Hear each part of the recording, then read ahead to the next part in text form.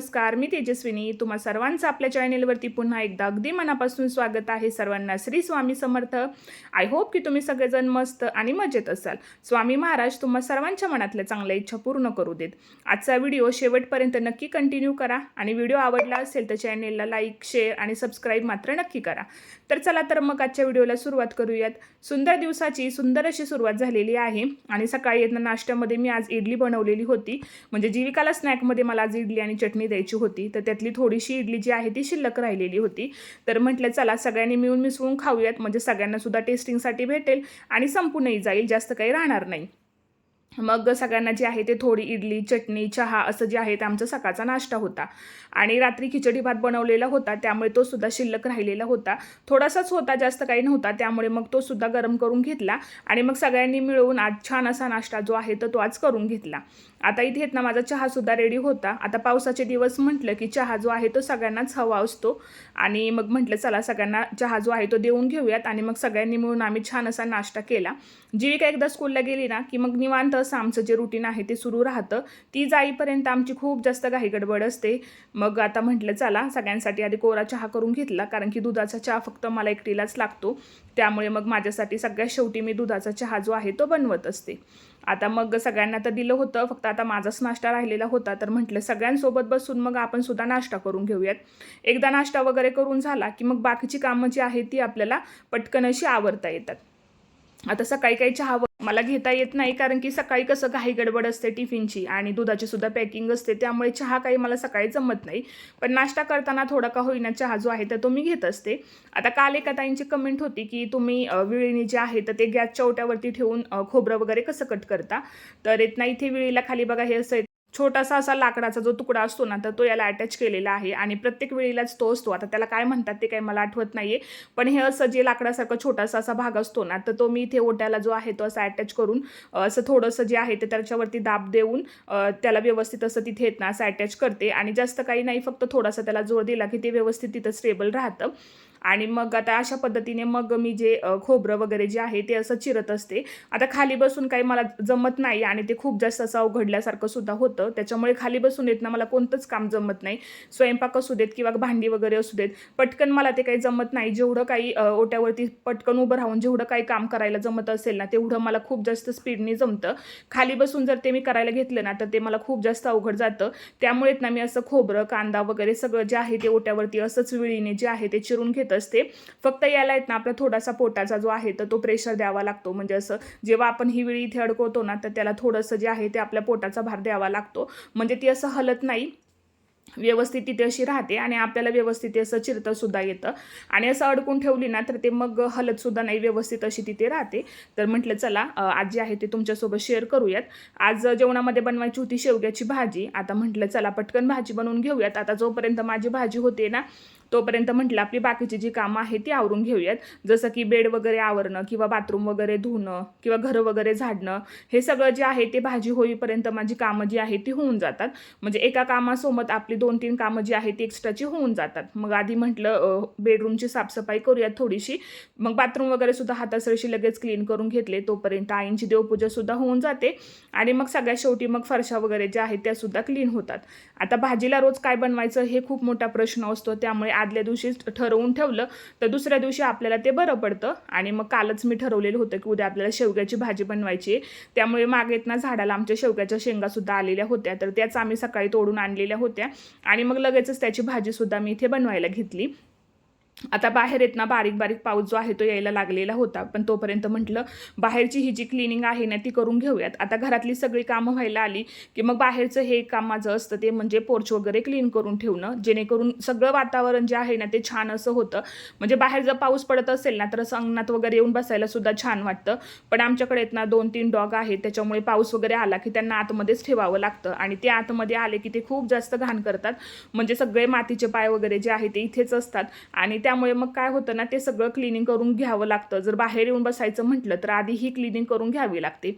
आता बाहेर पाऊस असतो त्याच्यामुळे त्यांना बाहेर तर काही सोडता येत नाही आणि मग आतमध्ये सगळा कचरा वाऱ्याने वगैरे येतो, त्यामुळे त्यांना सुद्धा व्यवस्थित बसता येत नाही. त्यामुळे मग म्हटलं चला सगळं जे आहे ते आज आपण छान असं क्लीन करून घेऊयात. आता जेव्हा कधी माझं बाहेरचं काम असतं ना, तर तेव्हा मी घरातले एक काम जे आहे ते कमी करते, कारण की हे क्लिनिंग करायचं काम म्हटलं ना की खूप जास्त वेळ जातो. त्यामुळे आज म्हटलं एखादं काम जे आहे ते आपलं कमी करूयात, पण म्हटलं बाहेरची सगळी आधी साफसफाई करूयात, कारण की पाऊससुद्धा थांबलेला होता आणि आज पाणीसुद्धा भरपूर होतं. ज्या दिवशी पाणी असतं ना त्या दिवशी मी ही सगळी क्लिनिंग जी आहे ती करून घेत असते, कारण की जास्त पाणी असलं ना की सगळं कसं व्यवस्थित आपल्याला असं क्लीन करून घेता येतं. थोडं पाणी राहिलं की त्या पाण्यामध्ये काही क्लिनिंग करणं होत नाही, म्हणून पटापट सगळं जे आहे ते आवरून घेतलं. आणि सकाळची कामे सकाळीच आवरून घेतली ना तर बरं पडतं. एकतर आपल्याला कामाचा उत्साहसुद्धा असतो आणि सकाळी सकाळी भरपूर अशी एनर्जी आपल्यामध्ये असते की आपण कितीही कामं करू शकतो. एकदा रेंगाळत बसलो, मोबाईल हातात घेतला की कामं काही आपल्याकडून होत नाहीत. काल आम्ही एका बर्थडे पार्टीला गेलो होतो, तर तिथे रिटर्न गिफ्टमध्ये ना आम्हाला हे असे छोटे छोटे प्लांट्स जे आहे ते भेटलेले होते. आता हे काहीतरी नवीनच होतं, पण छान होतं. छोटे छोटे असे सगळ्यांना प्लांट्स वगैरे जे आहे ते रिटर्न गिफ्टमध्ये भेटलेले होते. तर याच्यामध्ये ना मला वाटतं एक हा मनी प्लांट आहे की काय काय माहिती, पण मला असं वाटतं की तो मनी प्लांटच आहे आणि दुसरा मोगरा आहे. आता म्हटलं इथंच ठेवूयात म्हणजे छान वाटेल. एंट्रन्सपाशी अशी छान झाडं वगैरे असते ना की मस्त वाटतं, पाहिल्यानंतरनं सुद्धा फ्रेश वाटतं. अजून याला ना आम्हाला कुंडीमध्ये लावायचं आहे, पण माती जी आहे ती खूप जास्त ओली आहे, त्यामुळे मी काही माती वगैरे आणलेली नाही आहे. म्हटलं पाऊस 2-3 दिवस थांबला की मग हे झाड जे आहे ते सुद्धा आपण रोप जे आहे ते कुंडीत लावून घेऊयात. आता माझी तोपर्यंत आहेत ना भाजीसुद्धा झालेली होती. भाजी होईपर्यंत माझी सगळी कामं जी आहेत ती सगळी झालेली होती. बाहेरचं अंगण वगैरे सुद्धा मी सगळं पाईप वगैरे लावून स्वच्छ असं धुवून घेतलं. भाजी झाली की मग लगेचच गॅसचा ओटासुद्धा क्लीन करून घेतला. एकदा स्वयंपाक झाला ना की लगेच भांडी, किचन ओटा क्लीन करून घेतला की बरं पडतं. म्हणजे किचनमधलं आपलं जे काम आहे ते पूर्ण होऊन जातं. जास्त वेळ लागत नाही. नाहीतर आपण जर वाट बघत बसलो, मोबाईल पाहत बसलो किंवा टीव्ही वगैरे बघत बसलो की त्यामध्ये सुद्धा बराच वेळ जातो आणि मग दिवस कुठल्या कुठे निघून जातो आपलंच आपल्याला समजत नाही. आणि मग आपल्याला असं वाटतं की आपल्याला कामासाठी दिवसच पुरत नाहीये. आपला पूर्ण दिवस जो आहे तो कामामध्येच जातोय. त्यामुळे ना सकाळी जेवढं होता होईल ना तेवढी सगळी कामं जी आहेत ती पटकन आवरून घेण्याचा प्रयत्न करायचा. म्हणजे निवांत आपल्याला दुपारचा वेळ भेटतो, आराम करण्यासाठी सुद्धा भेटतो आणि एक्स्ट्राची काही कामं करायची असतील तर ती सुद्धा त्या वेळामध्ये होऊन जातात. आता स्वयंपाक झाला की पहिल्यांदा किचनचा ओटा, शेगडी सगळं व्यवस्थित असं स्वच्छ करून घेत असते, जेणेकरून संध्याकाळपर्यंत तरी आपल्याला काही टेन्शन राहणार नाही. आता बाकीची सगळी कामं माझी तर झालेलीच होती. फक्त ओटा राहिलेला होता, मग हातासरशी तो सुद्धा क्लीन करून घेतला. झाडून वगैरे सगळं मारून झालेलं होतं. आता म्हटलं शेवटी वेळ आहे ती आपल्या ओट्याची. ओटा वगैरे क्लीन केल्याशिवाय मग काही आपलं काम झाल्यासारखं आपल्याला वाटत नाही. कारण की किचनमध्ये खूप जास्त तेलकटपणा असतो, डाग वगैरे राहतात. सगळा स्वयंपाक करायचा म्हटलं की ओटा खूप जास्त खराब होऊन जातो. त्यामुळे मग एकदा व्यवस्थित असं घासून वगैरे घेतलं की ते बरं पडतं. आणि आता सगळा सिंकचा एरियासुद्धा लगेचच क्लीन करून घेते. सिंकमधली भांडी सगळी घासून घेतली की मग सगळ्यात शेवटी हे काम राहतं. आणि सिंकसुद्धा रोजच्या रोज मी स्वच्छ असं घासून घेते. नळ वगैरे सुद्धा छान असं क्लीन करून घेते. अगदी 2 ते 3 मिनटं लागतात, जास्त वेळ काही लागत नाही. पण रोजच्या रोज ते सगळं क्लीन करून घेतलं तर मग ते दिसताना सुद्धा छान दिसतं आणि एकदम आपल्याला जास्त अशी क्लिनिंगसुद्धा करावी लागत नाही. आता त्यानंतरनं दुपारी मी काही जास्त शूटच केलेलं नव्हतं, कारण की दुपारनंतरनं मग जीविका आल्यानंतरनंच आमचं जे पुढचं रुटीन आहे ते सुरू राहतं. आता दुपारची चहाची वेळ झालेली होती आणि म्हटले चला थोडंसं काहीतरी आज वेगळं स्नॅकमध्ये घेऊयात, कारण की बाहेर छान असं पावसाचं वातावरण होतं, पाऊससुद्धा येत होता आणि अशी चपाती जी आहे ती तेलामध्ये कडक करून खायला येत ना खूप जास्त छान लागते. आता कोणाकोणाला आवडते ते सुद्धा मला नक्की सांगा. मला तर खूप जास्त आवडते, म्हणजे लहानपणी तर आम्ही खूप जास्त खायचो, पण आता बऱ्याच दिवसानंतर ना मला असं अचानक आठवलं की चला आज आपण चपाती जी आहे ती तेलामध्ये व्यवस्थित अशी फ्राय करून घेऊयात. अगदी ती अशी कुरकुरीत होते आणि चहासोबत येत ना असं पावसाचा आनंद घेत घेत खाण्याची सुद्धा मजा काहीतरी वेगळीच असते. आता जास्त कोणाला आवडत नाही, पण मला मात्र अशा पद्धतीची जी आहे ती चपाती जी आहे ती तेलामध्ये फ्राय करून खायला खूप जास्त आवडते. आणि मग आज मूडसुद्धा झालेला होता चहासोबत, म्हटलं छान अशी चपाती आपण आज खाऊयात. आणि मग इकडे तोपर्यंत तेच ना मी चहासुद्धा ठेवलेला होता. आणि बारीक गॅसवरती तुम्ही जेवढा वेळ चहा ठेवाल ना तेवढा त्याची टेस्ट जी आहे ना ती खूप छान लागते. आणि पावसाचं वातावरण म्हटलं की चहा हे मला वाटते असं कोणीच नसेल की त्याला चहा आवडत नाही. तर मग सगळ्यांसाठी चहा ठेवलेला होता. आता जीविकाला काही जास्त चहा आवडत नाही, त्यामुळे ती काही चहा वगैरे घेत नाही. त्यामुळे तिच्यासाठी नाश्त्यामध्ये वेगळं असं काहीतरी बनावं लागतं. स्कूलमधून आल्यानंतर मग थोडंसं ती काहीतरी जेवण वगैरे करते किंवा थोडंसं स्नॅक वगैरे खाते, कारण की बराच गॅप होतो, त्यामुळे मग घरी आल्यानंतर सुद्धा तिला भूक लागते. आता म्हटलं चला तिचं ती खाते तोपर्यंत म्हटलं इकडे आपण आपला नाश्ता जो आहे तो करून घेऊया. तसं 4 वाजता तर नाश्ता वगैरे जास्त काही होत नाही, पण कधीतरी असं होतं ना की क्रेविंग होते किंवा खावंसं वाटतं, आणि मग हा थोडासा टाईम जो आहे तो स्वतःसाठी सुद्धा आपण मी टाईम म्हणून सुद्धा एन्जॉय करू शकतो. आता हा शो आहेत ना आमच्या इथे सगळ्यांना आवडतो, आणि चहा पिताना तर कंपल्सरी आमच्या इथे हा सुरूच असतो. मग त्याचाच आनंद घेत घेत इकडे मी नाश्तासुद्धा करून घेत होते. कामं सकाळी आवरून घेतली ना तर दुपारी कामाचा लोड राहत नाही, त्यामुळे रोजची कामं अगदी झटपट अशी आवरून घेतली की कामंसुद्धा वेळेत होतात आणि आपल्याला सुद्धा थोडा वेळ भेटतो. म्हणजे सकाळची कामं सकाळीच आवरली ना तर ती दुपारपर्यंत जात नाहीत, नाहीतर मग आपला पूर्ण दिवस जो आहे तो घरातील कामांमध्येच जातो आणि वेळ आपल्याला काही पुरत नाही. त्यामुळे सकाळची कामं ही नेहमी सकाळीच आवरून घ्यायची. त्यामुळे कसं होतं, एक तर आपल्याला दमायला सुद्धा होत नाही आणि कामंसुद्धा वेळेत होतात. आता सकाळचं माझं जे रुटीन आहे ते सगळं कामं आवरून झाल्यानंतर दुपारी येत ना मी फ्रीच असते.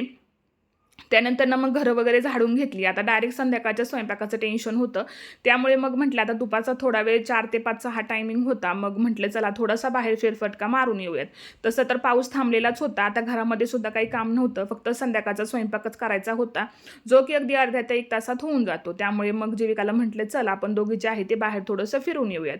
आता तसंही आम्ही नवीन डॉग घेतलेला आहे, त्याला सुद्धा थोडंसं फिरून आणायचं होतं, आणि इथे तुम्ही चिखलसुद्धा बघू शकता किती जास्त झालेला आहे. पण तरीसुद्धा बाहेर आलं की थोडंसं फ्रेश वाटतं.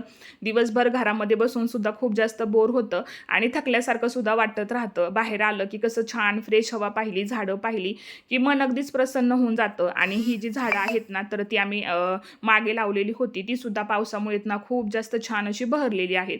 तसं तर वाटेमध्ये ना खूप जास्त चिखल होता, पण म्हटलं चला थोडंसं फिरून येऊयात.